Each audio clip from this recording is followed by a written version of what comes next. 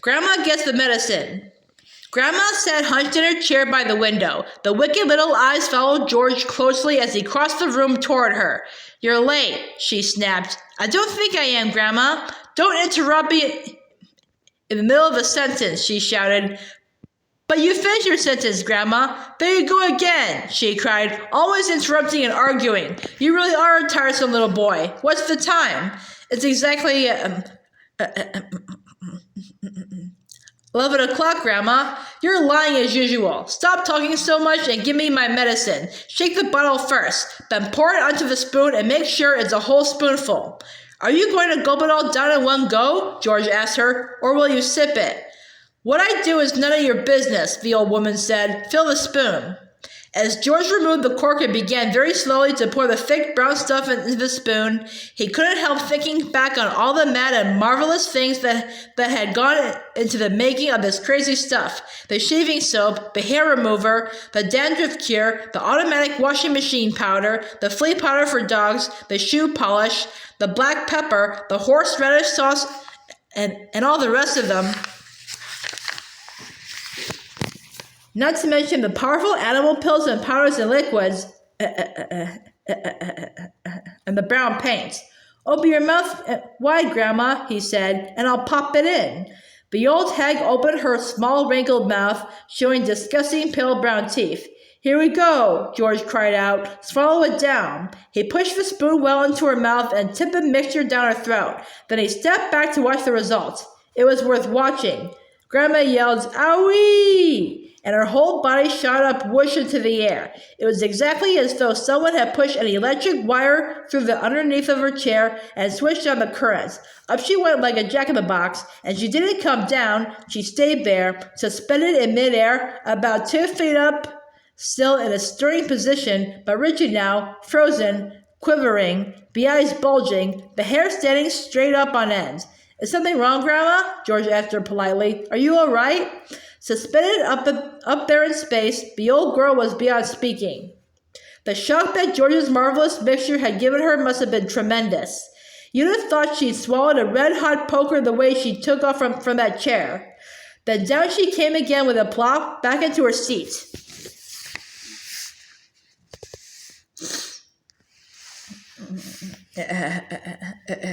Call the fire department, she shouted suddenly. My stomach's on fire. It's just a medicine, Grandma, George said. It's good strong stuff. Fire, the old woman yelled. Fire in the basement. Get a bucket. Man the hoses. Do something quick.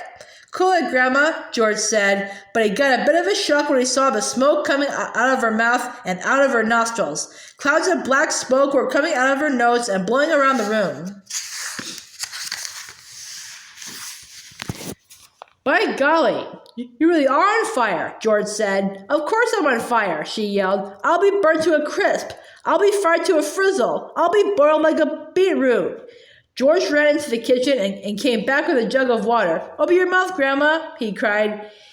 He could hardly see her for the smoke, but he managed to pour half a jugful down her throat. A sizzling sound, the kind you get if you hold a hot frying pan under cold water, came up from deep down in Grandma's stomach. The old hag bucked and shied and snorted.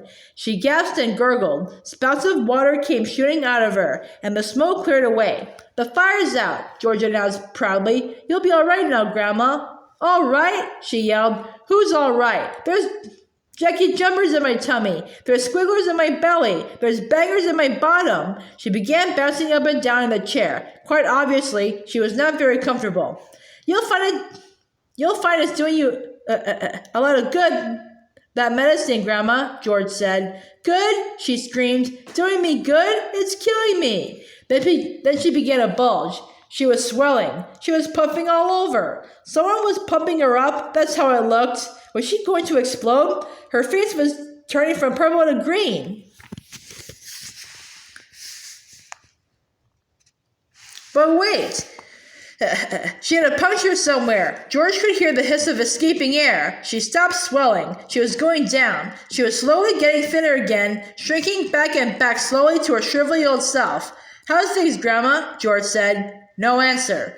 Then a funny thing happened. Grandma's body gave a sudden sharp twist and a sudden sharp jerk, and she flipped herself clear out of the chair and landed neatly on her 2 feet on the carpet.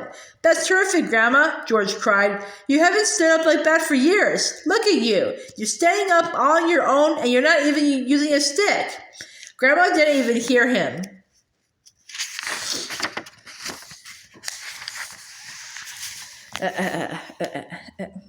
The frozen Popeye look was back with her again now. She was miles away in another world. Marvelous medicine, George told himself. He found it fascinating to stand there watching what it was doing to the old hag. What next? He wondered. He soon found out. Suddenly, she began to grow. It was quite slow at first, just a very gradual inching upward, up, inch by inch, getting taller and taller, about an inch every few seconds, and in the beginning, George didn't notice it. But when she had passed the 5'6" mark and was going on up toward being 6 feet tall, George gave a jump and shouted, Hey, Grandma, you're growing. You're going up. Hang on, Grandma. You better stop now or you'll be hitting the ceiling. But Grandma didn't stop. It was a truly fantastic sight, this ancient, scrawny old woman getting taller and taller, longer and longer, thinner and thinner, as though she were a piece of elastic being pulled upward by invisible hands. When the top of her head actually touched the ceiling, George thought she was bound to stop, but she didn't. There was a sort of scrunching noise, and bits of plaster and cement came raining down. Hadn't you better stop now, Grandma? George said. Daddy's just had this whole room repainted.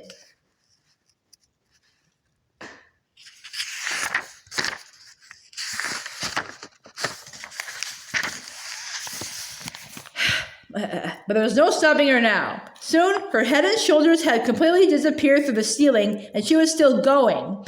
George dashed upstairs to his own bedroom, and there she was, coming up through the floor like a mushroom. Whoopee! She shouted, finding her voice at last. Hallelujah, here I come!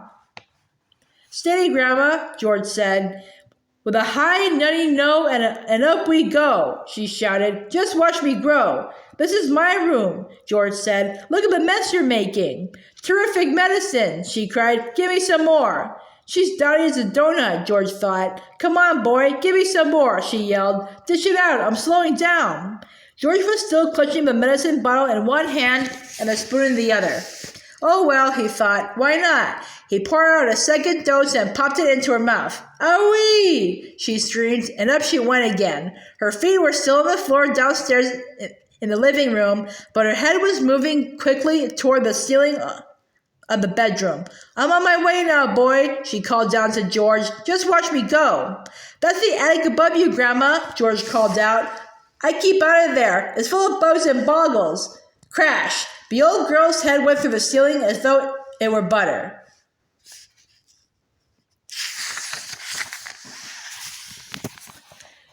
George stood in his bedroom gazing at the shambles. There was a big hole in the floor and another in the ceiling, and sticking up like a post between the two was the middle part of Grandma. Her legs were in the room below, her head in the attic.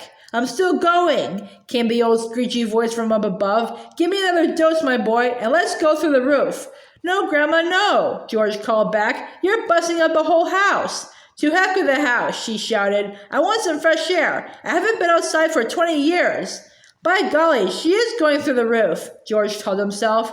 He ran downstairs. He rushed out the back door into the yard. It would be simply awful, he thought, if she bashed up the roof as well. His father would be furious, and he, George, would get the blame. He had made the medicine. He had given her too much. Don't come through the roof, Grandma, he prayed. Please don't.